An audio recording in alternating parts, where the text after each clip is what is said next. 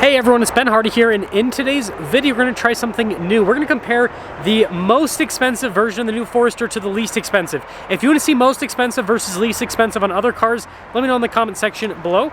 Before we get into this video, I want to give a huge shout out and thank you to the Doug Smith Subaru here in American Fork for giving me some time with both of these Foresters. Link to their inventory in the description down below. If you need any help or have any questions, just ask for Sam, and then also include a link to my car buying guide. Let's get into it.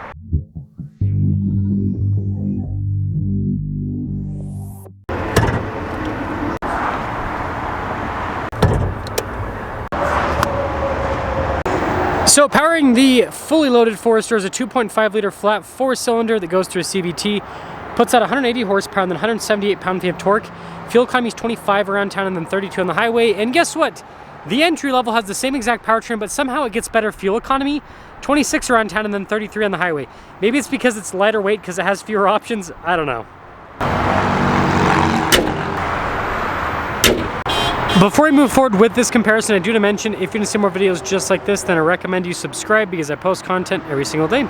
So when it comes to front end elements, with the fully loaded one, you can see that the grille's been painted. We also have fog lights there at the bottom, whereas with the base model, unpainted grille, and then you don't have fog lights.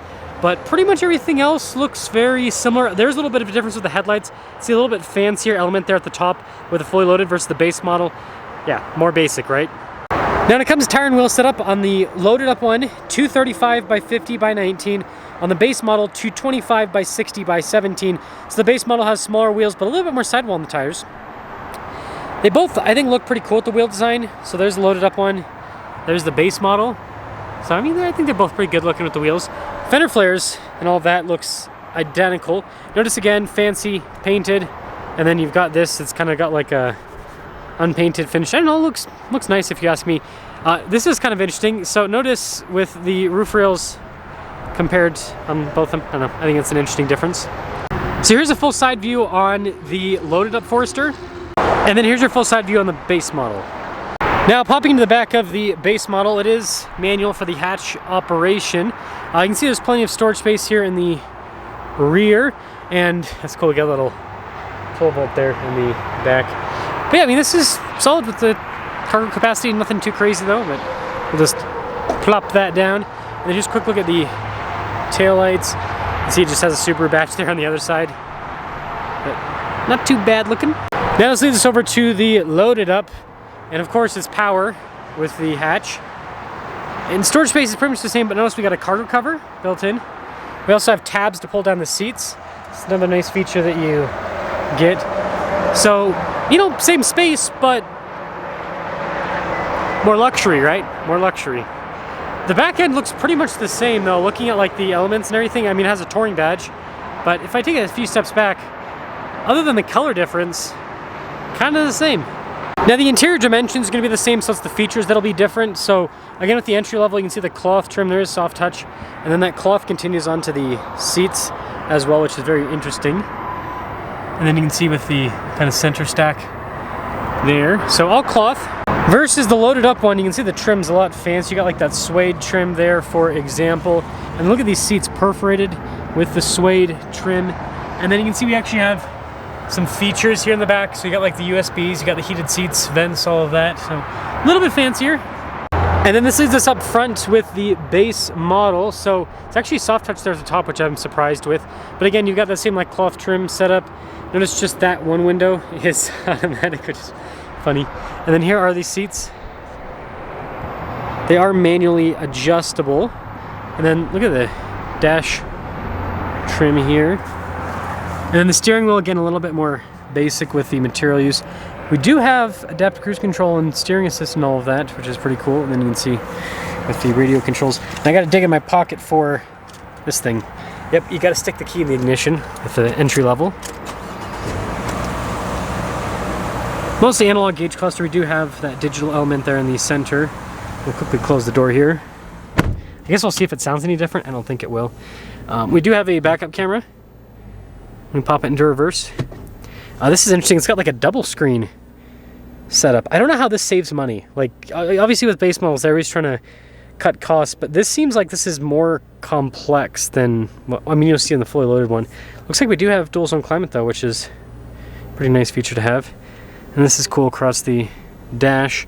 And then down below you can see with the USBs. And then we've got our shifter here. The CVT.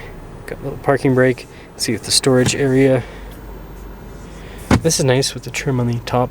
And then I do want to mention no sunroof and then just a regular mirror. And this leads us to the fancy loaded up one. So again, soft touch here at the top of the door panel, and then you got like the fancy suede trim and all of that. 2 windows are automatic, so you get an upgrade there. You also have memory seats.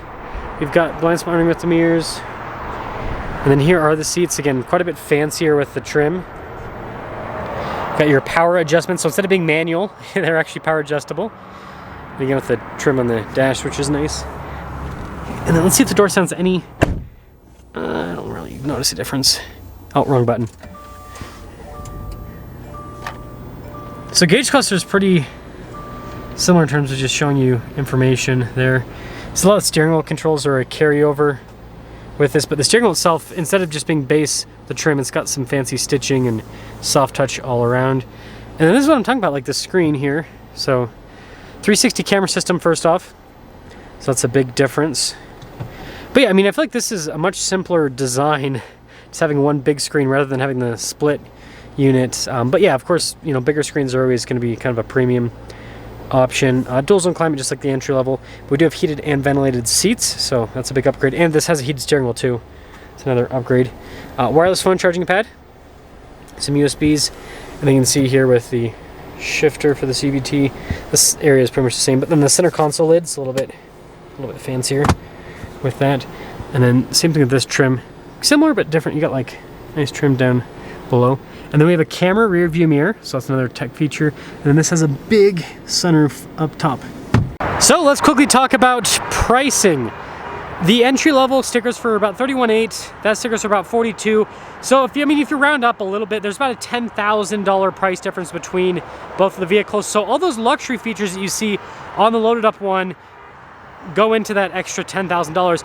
So now I want you guys to let me know in the comment section below if you think if it's actually worth the extra $10,000, because when it comes to performance and driving, I mean, there might be a little bit of a difference because that has bigger wheels with a little bit less sidewall, that has smaller wheels, more sidewall, so you might have a little bit less road noise to the tires on the base model, but you're basically getting the same performance, same car, you're just having a lot more luxury features. So are the luxury features worth it to you? Let me know in the comment section below. And again, a big thank you to the Doug Smith Subaru here in American Fork for giving me some time with both of the vehicles. Like I said, link to their inventory in the description below. Just ask for Sam if you have any questions.